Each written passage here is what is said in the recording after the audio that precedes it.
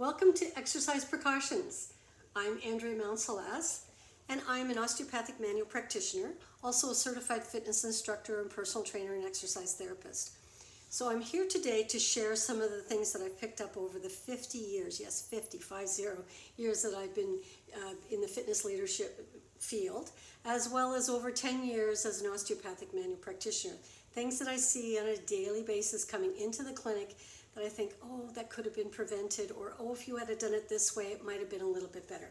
So just keep in mind, this isn't an exercise program, this is just sharing with you some ideas that when you do things from online classes or go to different classes out there, that you're educated and aware of what to do, what to modify, what to leave out, etc.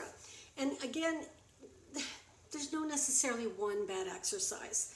It might not be the exercise for you because every body has a different body, and we all come into our exercise journey with various traumas and injuries from the past, and those have made issues in your tissues that you need to be aware of. So always, always, always check with your physician or your manual therapist or whatever if you're not sure of things to do. All right, so always check, clear yourself to be sure that you're okay. So let's talk first cardio. Cardio it's important, and no matter what you do as far as what exercises to do. And I always say to people, people ask me, what's the best exercise to do as far as cardio, where you elevate your heart rate? I go, whatever one that you enjoy doing, that you'll do on the course of most days, that you'll do for a minimal of 20 minutes. Now, when you're first starting out, use the 10-minute rule.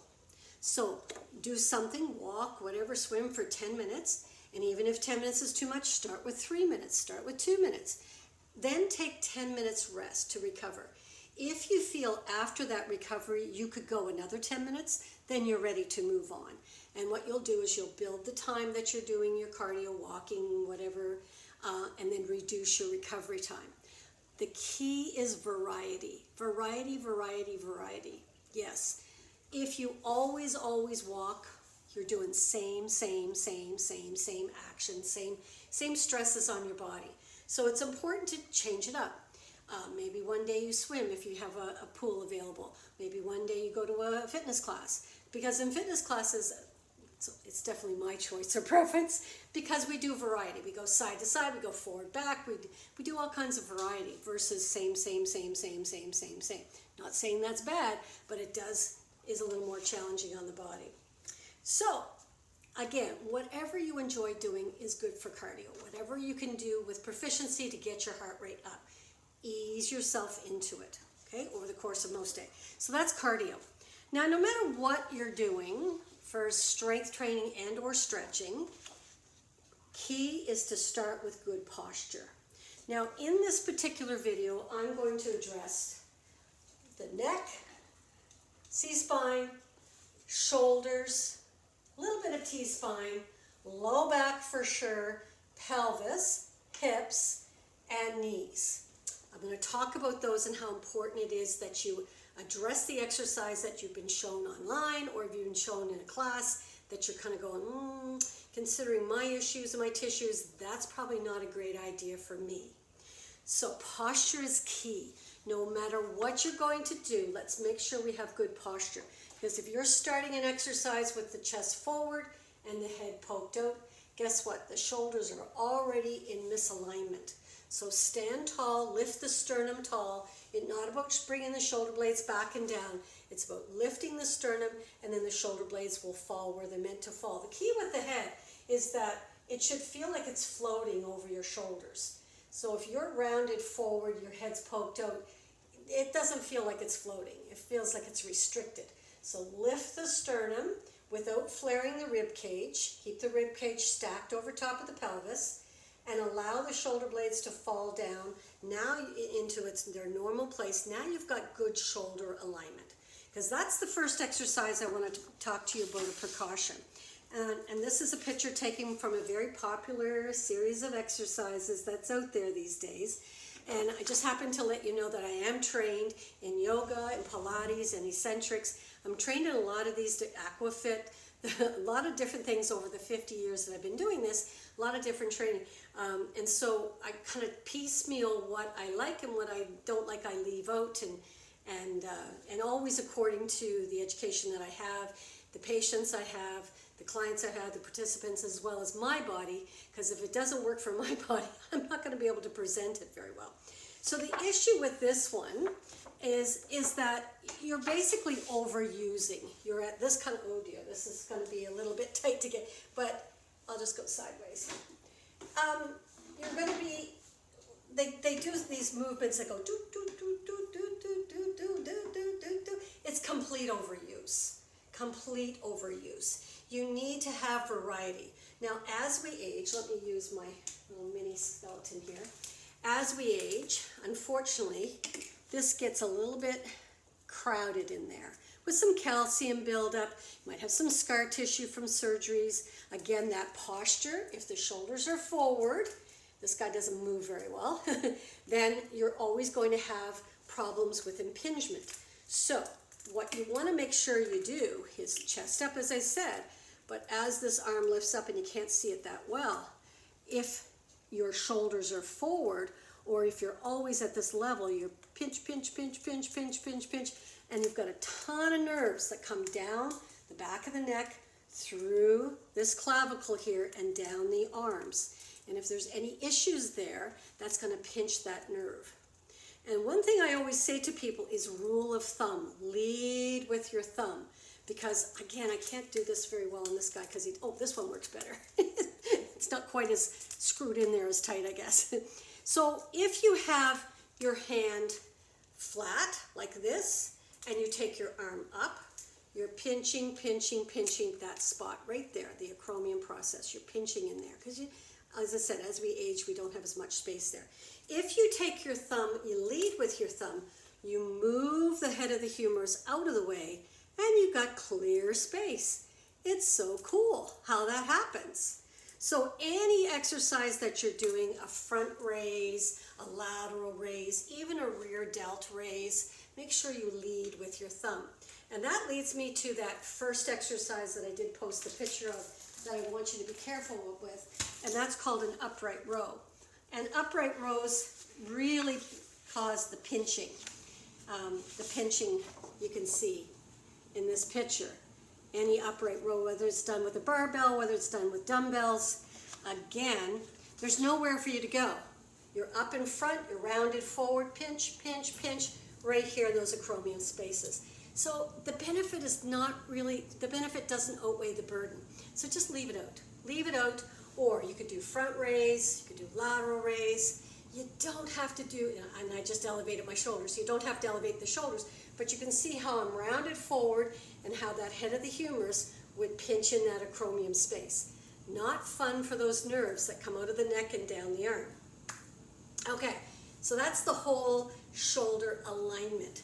So you start with a good posture, the shoulder blades will fall back where they're supposed to, and you do your rule of thumb. Lead with your thumbs. If you're doing a front delt raise, a lateral delt raise, doesn't matter.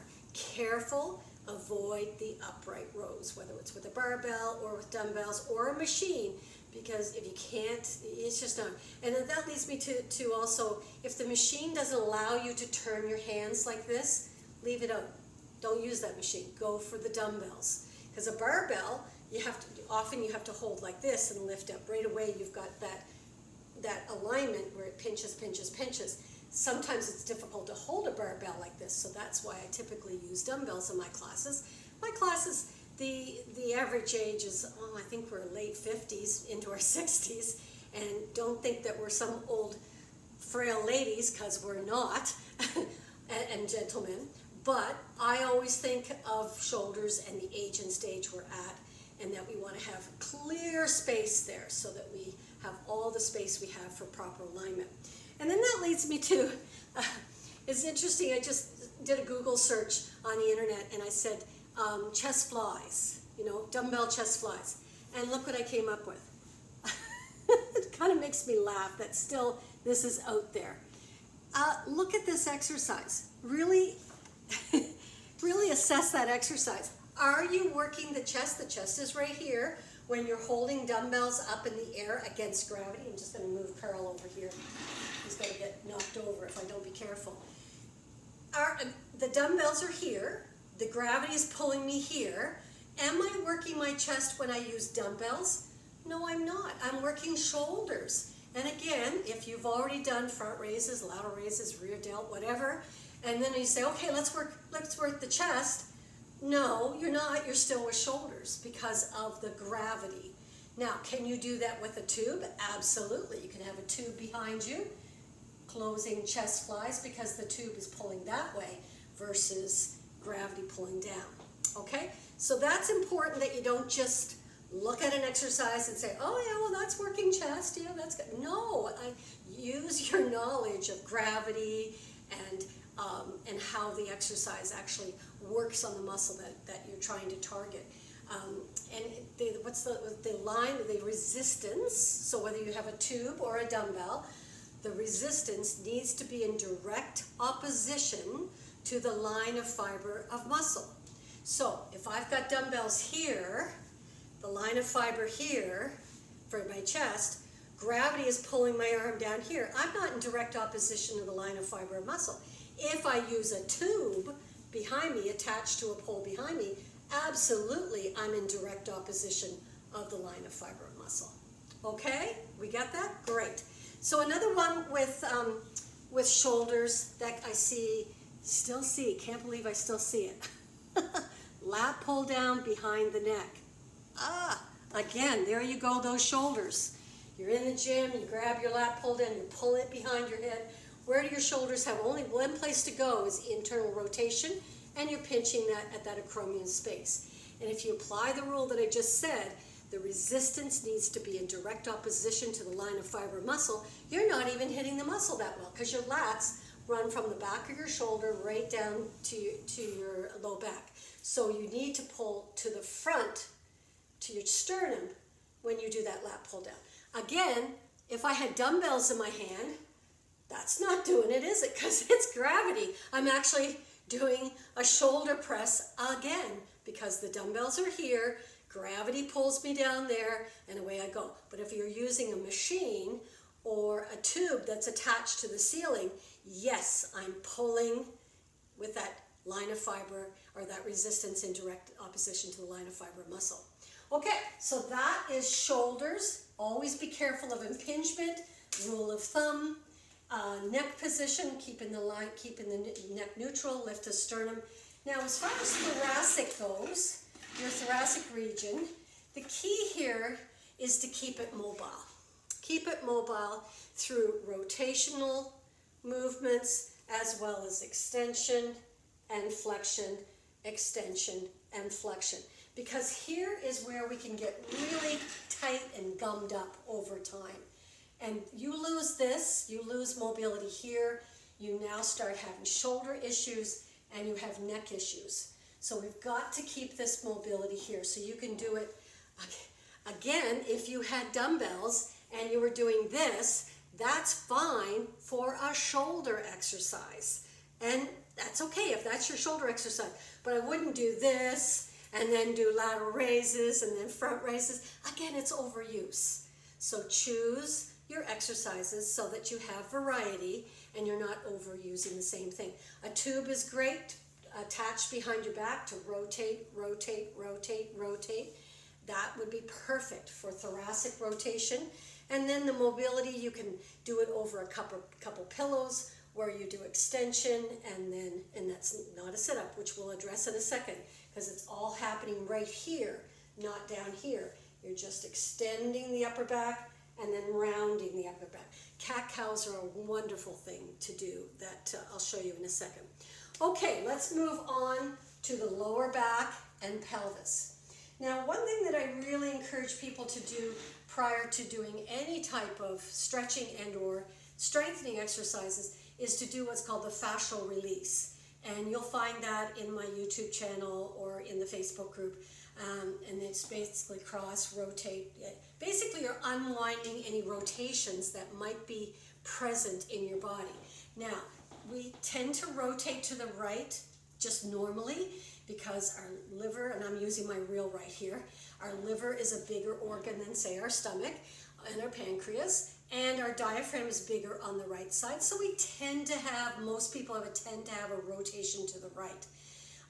Some of us have rotations to the left, because if we have scar tissue, abdominal scarring is something that will always interfere with our alignment. So again, refer to my scar tissue video on how to help with that. So fascia release and scar tissue release is super, super important to make sure that your pelvis is lined up before you start doing anything. Because if you're starting already in a rotation, you've already put your low back at a disadvantage. And we got to be super, super careful there. So let's bring Carl now. He is kind of leaning forward. Let's get him stood up straight. But you can see in us, with a healthy posture, we have three natural curves. Our cervical curve, our thoracic curve, and our lumbar curve. That is the three natural curves that we have.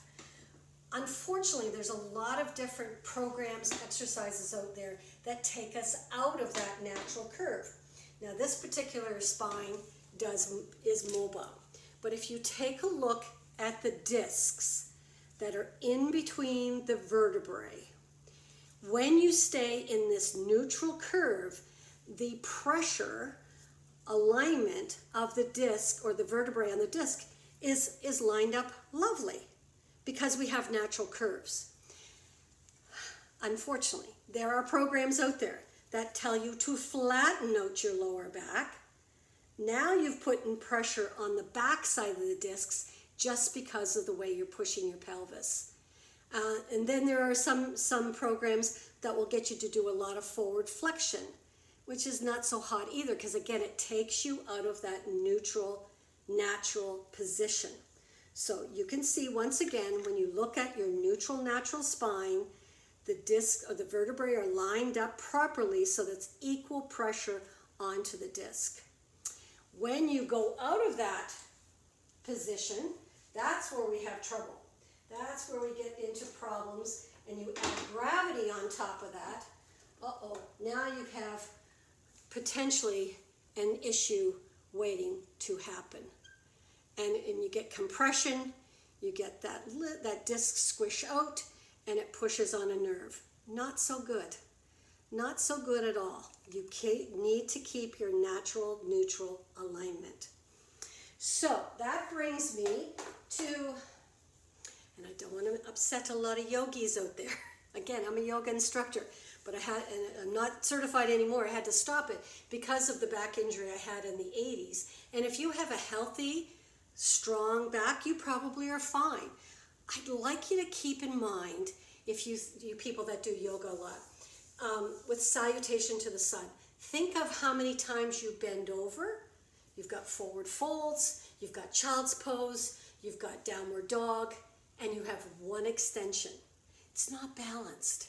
So maybe make up your own salutation to the sun. So if you do a forward fold, that you get into an extension. You do a child's pose, you get into an extension. You do downward dog, you get into an extension. Balance it out.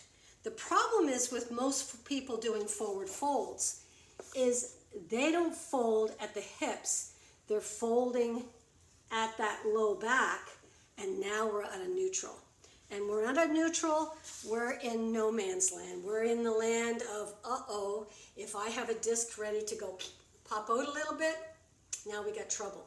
Because people will come in and say, I didn't do anything, I just picked up a paper clip off the floor.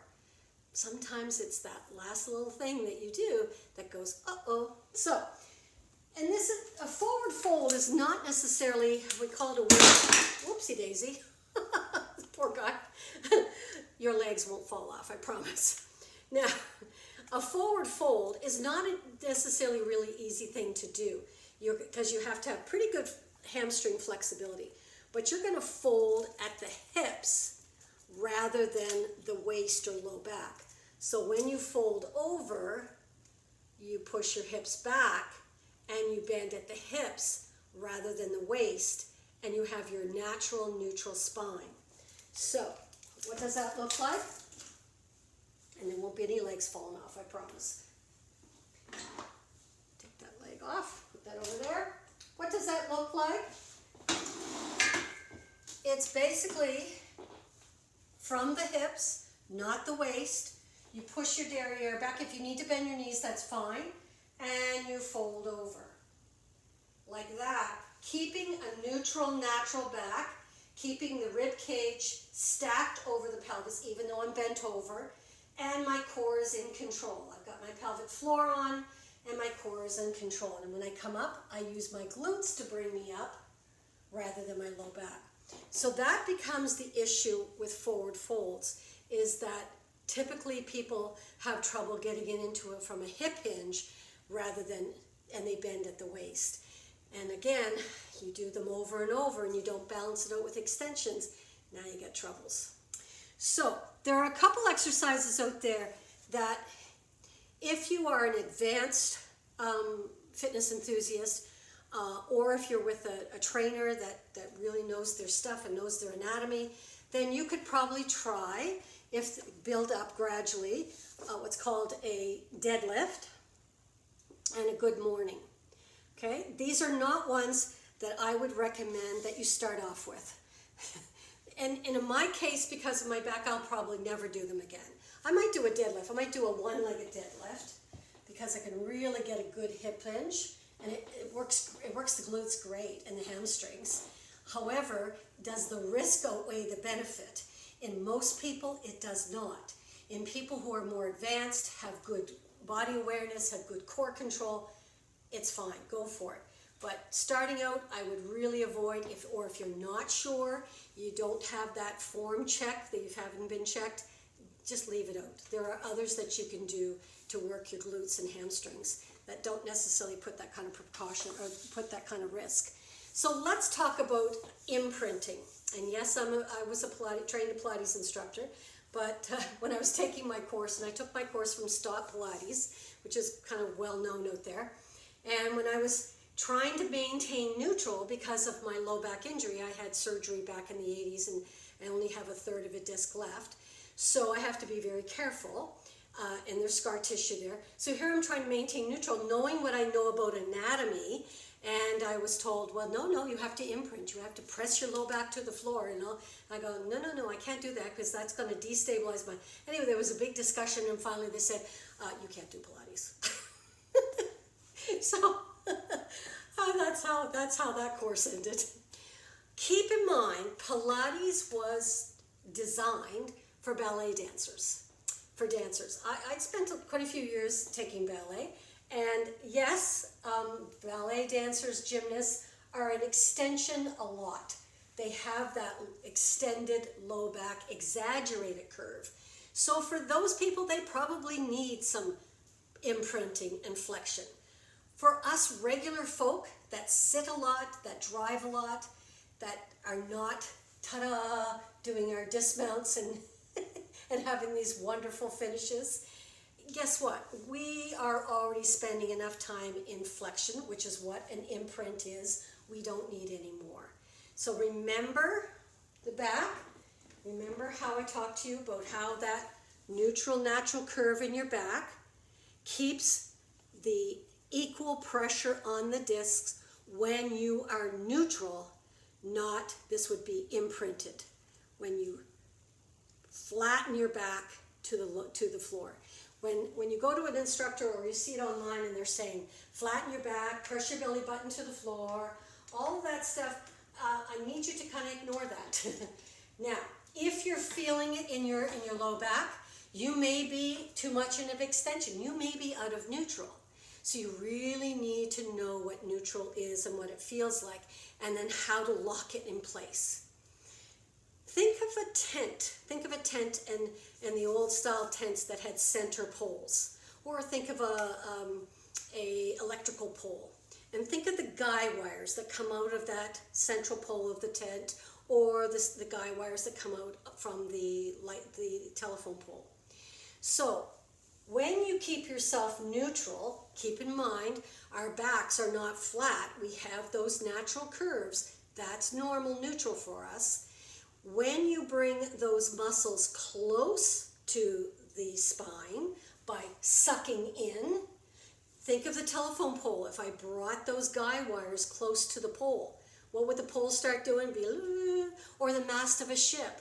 Or again, back to the tent. If you brought the guy wires close to the central pole of the tent wouldn't be very stable. Same thing for your back.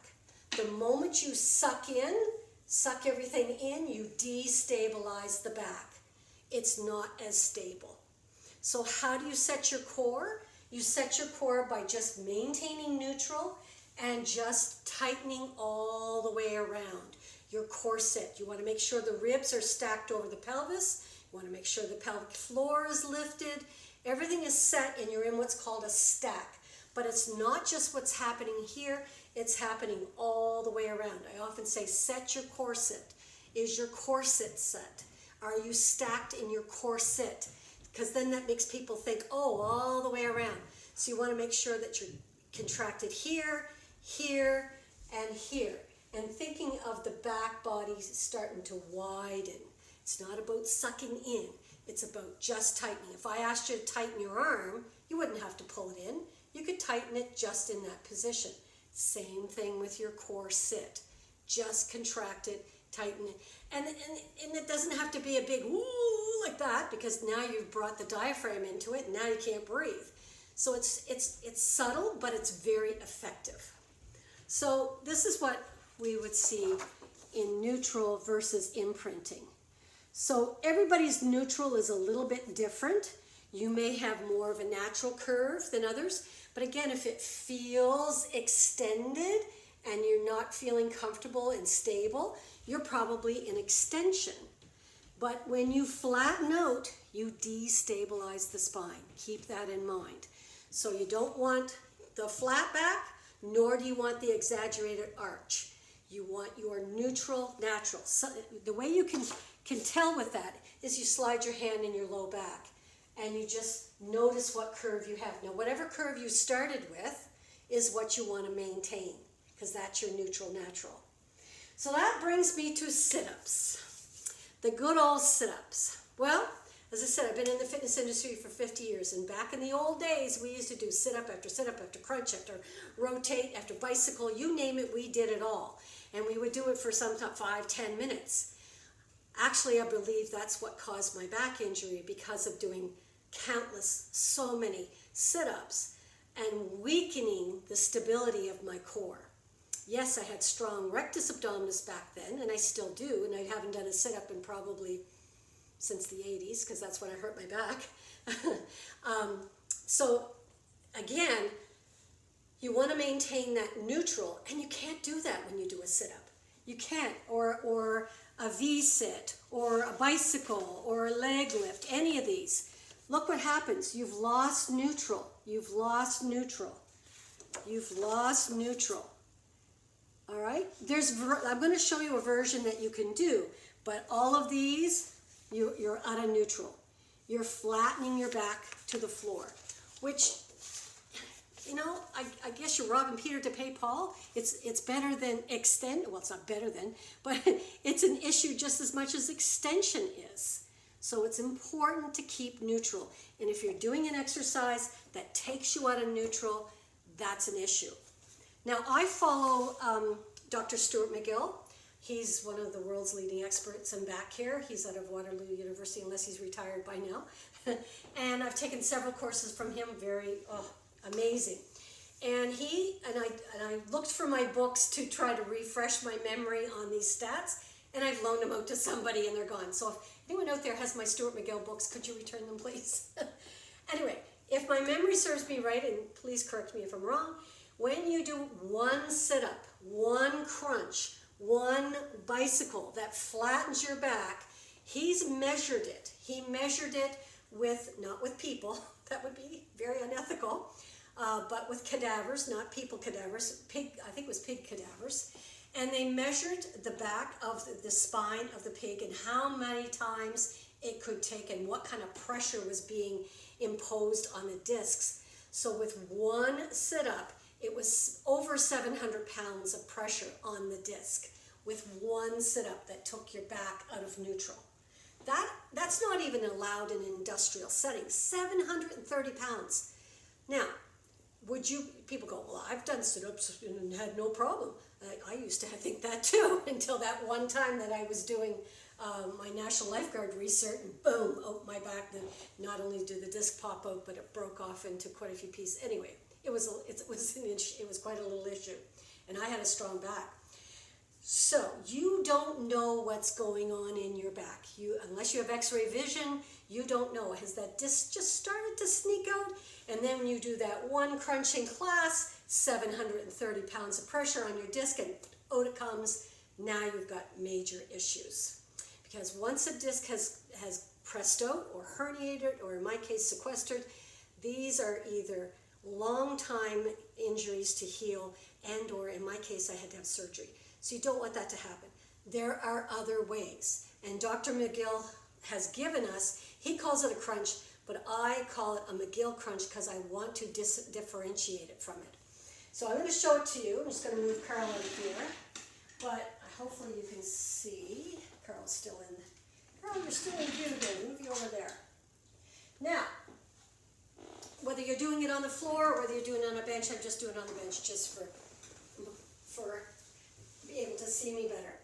Now, I take my whatever, I'm going to take my right leg out straight, I'm going to take my left hand underneath my low back, and I'm noticing the natural neutral curve that I have. And whatever natural neutral curve I have, that's what I maintain. This ability, this positioning, with one knee bent and one knee straight keeps you neutral. If I brought both knees bent, boom, I'm imprinting. And we now know, think of the mast of a ship, think of the telephone pole. When you pull those muscles in, you've now destabilized your spine. So, one leg straight, the hand underneath the back to protect, to assess. I like to support my head because I don't have the best neck in the world. So I'm not going to pull on my head, I'm just supporting it. And I'm going to lift, don't have to lift very high. You're thinking, that looks like a crunch to me. Yeah, but I'm still in neutral. And I hold it, I don't feel any pressure on my hand. If I can come a little higher, over time you will. But as soon as you feel pressure on your hand, you know you've lost your neutral. Now you could do variety, you could do pulses up there, you could do rotations. There's all of your variety that you could do. And then of course, the other side. But that McGill crunch is the safer way to do your abdominals. Now there's dead bugs, there's all kinds of planks, there's all kinds of wonderful core exercises out there, but take the traditional sit-up and throw it out. Don't do it. It's not worth the risk. There are other options. And if you take a class or if you're doing an online thing and they're doing sit-ups, you now have an alternative, the McGill crunch. Okay? Now, going the other way, Supermans. Oh my goodness. That is extension with gravity and quite an extreme extension. So Dr. McGill tested this as well, and it was over 900 pounds of pressure on the intervertebral discs. Not a good thing. Not a good thing. So what's an alternative for Superman?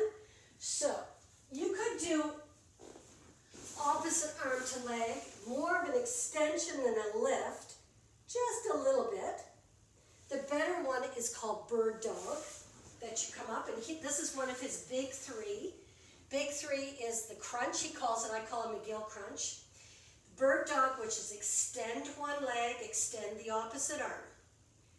And you hold for about 10-20 seconds, and then of course you switch. So that's called bird dog. So that would be the alternative to Supermans. Some people have done them on stability balls. And that's fine, as long as you're not coming up into that extension. And you're bending at the hips, not the waist. Okay? Okay, I think that's all I needed to say about low backs, about hip hinge versus forward folds, making sure that you're keeping neutral, don't imprint, and extensions, change it up to bird dogs. So let's go down into the hips. And I want to bring Carl back out here. and show you the SI joint. Okay, this is your SI joint right here. This is your sacrum, these are your iliacs. So SI, sacroiliac joint, SI joint, right there. Now, that joint is like the shape of an L, and it needs to be somewhat mobile, but not too mobile. And you see these exercises, I think they're called donkey kicks, right? To the side. Can you imagine, I can't do this, this guy doesn't, he's not rubber, he doesn't work that well, he's hard plastic. But can you imagine if this is your sacrum and this is your iliac and you're doing a donkey kick, you're jamming that delicious and wonderful SI joint. You're jamming it in, you're compressing it, and then you stand up and you go, oh, I got a real hitch in my get-along, this really hurts. You've jammed your SI joint. So what can you do instead of that? If you see this, you're doing an online class and someone's doing something like this, or you're going to a fitness class, just lie on your side. Just lie on your side. Instead of doing it from a kneeling position, just lie down on your side. Oh, Carl, you're in my way. And then do it that way. And you're not quite getting the jamming. You're getting movement there, but you're not getting the jam. Okay? So that's donkey kicks. Get rid of those. So, finishing off with the pelvis, I want to talk about Dr. McGill's big three. The crunch. Now he does a side plank for quadratus lumborum and bird dog. So he came up with the big three, all for back health. So those of us with back issues, we need to be doing these on a daily basis. So McGill crunch, and if you find the crunch too much, you haven't quite learned neutral, make sure you get to your health practitioner to help you find neutral and keep neutral. There's other things you can do. I call them Charmin slides, just heel slides. There's other things you can do, dead bugs, but maybe not having both legs up. There's lots of things out there that you can do. Bird dog is pretty safe for just about everybody. Now, the side plank, what if you have a shoulder issue? All right, so you can get quadratus lumborum, which is right here on the side. You can get it by lying on your side, taking your legs behind you and just lifting. That will get QL. So you can start with that until your shoulder feels either healthier, or if you've got shoulder issues and you can't do it at all, that would be a modification. Now, if you are doing the side plank, when you get in position, you want to make sure that the head of the humerus is right inside the joint and not hanging out to the front. So make sure that head of the humerus is right in the joint and not up here or back here or in forward or whatever. The way I describe it is make sure that your head of humerus is right in the garage, right in there, shoulder down. You don't want to be hanging on those ligaments because that's when you're doing a side plank, that's a bit of weight on there. You can do it from your toes, but I always recommend start from your knees. Get good form first. Make sure that the back is neutral, all of the things that I've already talked to you about. Okay, so that is backs. Right, so if you're dealing with sciatic pain down your back of your leg, your hips, or even the front of the leg and the femoral nerve or the groin, you're usually probably having issues with L4, L5, and L5S1. In clinic, the two biggest things that I see issues a lot are C6, C7 compaction right there because of everybody doing this, and L5S1 compaction because of the sitting, the driving, the bending over, the big yoga phase that a lot of people do, forward folds incorrectly. So I see this a lot. And then that's compressed, it's pushing on the nerve that's going down the leg. So, first of all, the first step is avoidance. Do the things that I've talked about, the forward fold from the hips, keeping yourself in a neutral position. There are fantastic exercises to do for sciatic issues, even in your neck issues, because a C6, C7 compaction will cause tinglies and pains down your arms and into your fingers. And people will come in and they'll say, oh, my feet ache. I'll go, oh, okay, let's check them out. I check their feet. All the bones in the feet are moving fine. I go, your feet are fine. Oh, well, they ache, especially the tops of them. My big toe aches, whatever. And then I check their back and I go, ooh, you have an L5-S1 compaction or an L5 shear or a side bend rotation, L5. All of those cause issues with the L5 nerve. And if it's L4, it's the L4 nerve. So, yeah, you have to have those fixed and lined up first in order to get that nerve to quiet down. But there's a series of exercises that you can't go wrong with. You can't make it worse. Yes, they're a little tricky to do. Yes, they're challenging to do, but they're super effective. And those are called Eldoa, E-L-D-O-A, developed by a French osteopath, Guy Voyer. So you can find some people on the internet that do Eldoa exercises. Be very careful. Some of them are not so good. In my YouTube channel, I have a class called Therapeutic Stretching, where I include a lot of Eldoas. So feel free to check those out. And you know what? If you're not sure which level it is, you can do the whole 5 for your low back, and hopefully find one that's working for you. And you have to do it regularly. You have to do it at the end of the day, and so before you go to sleep, because when you sleep, your discs swell. That's how they get their nutrition. And if you have a disc that's starting to sneak out a little bit, by the morning you're waking up and you go, oh, the pain down my butt is so much better. So as I was talking about the feet, people go, well, it's not my back, it's my foot. Well, sometimes that nerve, you won't feel it all the way down your leg. It may skip the butt, it may skip the hamstring, it may skip by the side of the knee, and just go right to feet. So you have to be assessed properly by proper health practitioner to tell you which level you're at and what's going on. But when in doubt, try the Eldoas. They're super effective. So lastly, I want to talk about knees and knee alignment. And when you're doing squats and lunges. Now, here's a squat that, again, if you are trained and advanced, you want to do a deep squat, go for it. But I would not necessarily start off with a squat like that the knees are going way out over the toes and you've got your toes turned out. Some people at advanced stages can do this and be quite okay with it. And same with a lunge. Again, lunges are great. We have to get up off the floor, and the way we get up off the floor is with a lunge. So, but if you can do it without letting your knee jump way out to the front, your knee is going to be a lot happier. So, talking about alignment, feet straight ahead and hip width apart. These are not your hips. Your hip joint is in, you see Carl here. This is this part here, the iliacs. This is the head of the femur that goes inside the hip joint here, right there. So it's moved in a bit. So when you say hip width apart, and people are going way out here, they're outside their iliacs. They're not hip width. So here is where my hips are. And you want to line up about your second toe.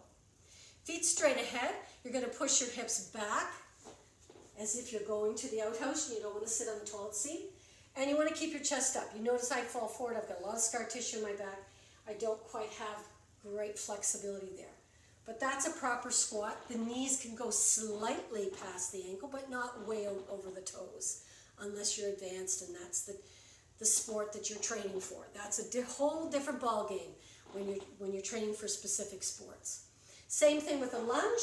If you're going to do a lunge, you're coming up off the floor. You want your knee aligned with the ankle, maybe slightly forward, and you want to push into the metatarsal, the metatarsal arch.